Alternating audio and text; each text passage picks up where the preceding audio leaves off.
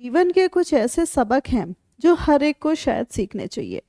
हमारा जब दौर खराब चलता है तो हमें लगता है कि हमारे इस दौर को समझने के लिए या हमें समझने के लिए देखो आसपास कोई भी मौजूद नहीं है। आज कोई भी ऐसा इंसान नहीं है जिसकी तरफ हम देख के कह सकें कि भैया मुझे संभाल लो या मेरा कोई काम करा दो। तो फ्रेंड्स, दूसरों से आप शिकायत कैसे कर सकते हैं? कई बार जब दूसरे लोगों को ज़रूरत होती है तो स्वयं हम उनके पास नहीं खड़े हो पाते हैं, क्योंकि आज की डेट में फ्रेंड्स हर एक के पास अपनी नई नई समस्याएं हैं और हर कोई उन्हीं चीज़ों के साथ जूझ रहा है। अगर हम कहें कि मानसिक परेशानियां हमारे साथ हैं, दूसरों के साथ नहीं है, सो फ्रेंड्स कहीं ना कहीं वो भी उलझे हुए होते हैं अपनी मानसिक परेशानियों में। द सेम वे, हम अगर अपनी आर्थिक स्थिति से जूझ रहे हैं, यानी कि फिनेंशियल टर्म में हम अगर पैसों रुपयों के लिए परेशान हो रहे हैं, द सेम वे दूसरों से हम उम्मीद नहीं लगा सकते कि कोई हमें पैसे रुपए से हेल्प कर पाएगा, क्योंकि फ्रेंड्स जिसके पास जितना पैसा आ रहा होता है उसके जो खर्चे होते हैं वो भी उसी तरीके से होते हैं। सो फ्रेंड्स, ये जीवन का सबक है कि आप अपने ऊपर विश्वास कर सकते हैं तो करिए।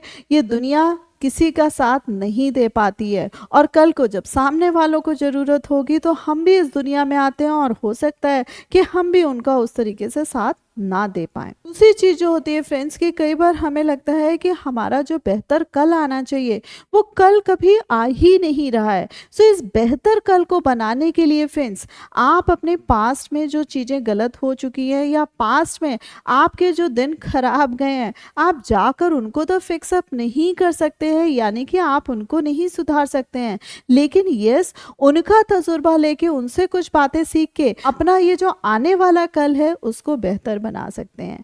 तो फ्रेंड्स, पुराना जो पास्ट है उसको पास्ट ही रहने दीजिए, नए वाला जो कल आने वाला है उसको बेहतर बनाने की कोशिश करिए। नेक्स्ट चीज जो आ रही है फ्रेंड्स कि हमें लगता है कि देखो ये फला पर्सन बहुत खराब है, ये उससे भी खराब है और ये तो सबसे ज्यादा खराब है।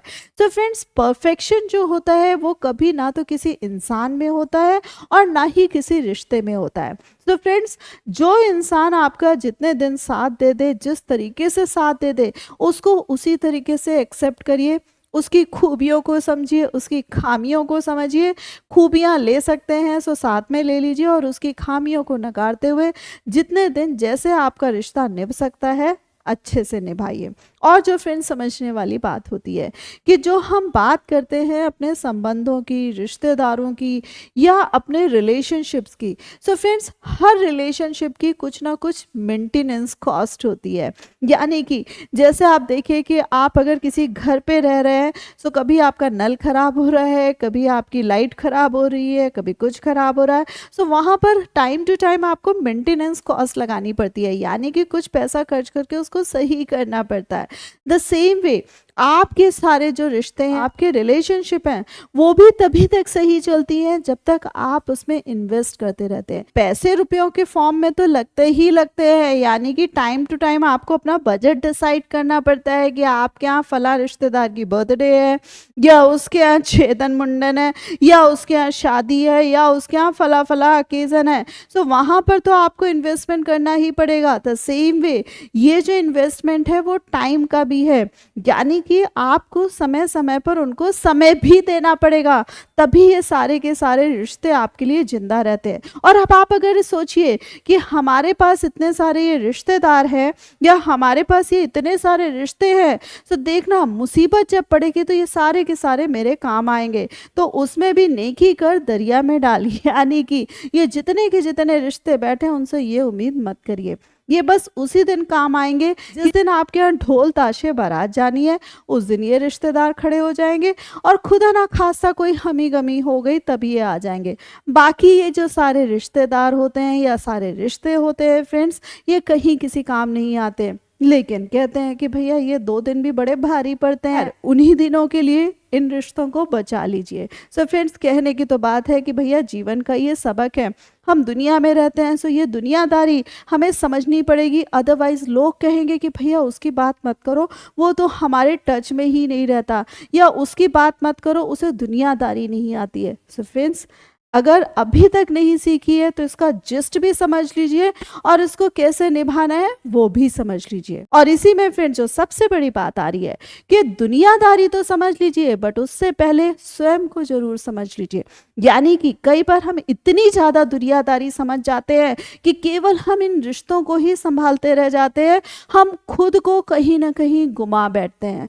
सो फ्रेंड्स, दुनिया की कद्र करिए, दुनिया को मान सम्मान दीजिए और ये दुनियादारी भी सीखिए, बट उससे पहले खुद को संभालना सीखिए, खुद को किसी लायक बनाइए, खुद को इस्टेब्लिश करिए और फिर देखिएगा कि कभी अगर आप इन सबको नहीं भी पूछ रहे हैं तो भी वह सूरज को सब सलाम करेंगे। सो फ्रेंड्स, रादर देन भीड़ बनने के या रादर देन इधर उधर सबके पीछे भागने के, बनना है तो सूर्य बनिए और उसके बाद जब आपके पास सब कुछ होगा फिर देखिए कि आपको किस तरीके से दूसरों को संभालना है। But first give priority to yourself, first give time to yourself and first give value to yourself। Next point आ रहा है कि लोग हमेशा जज करते रहते हैं, लोग हर समय जजमेंटल होते हैं आपके हर एक्शन को, आपके हर एक्सप्रेशन को, और हर समय आपको जज करा जा रहा होता है। सो फ्रेंड्स, लोगों की परवाह ना करते हुए खुद की परवाह करें, खुद से खुद को इम्प्रेस करें और अपने कदम बढ़ाएं। हर चीज में दूसरों को सफाई देने की जरूरत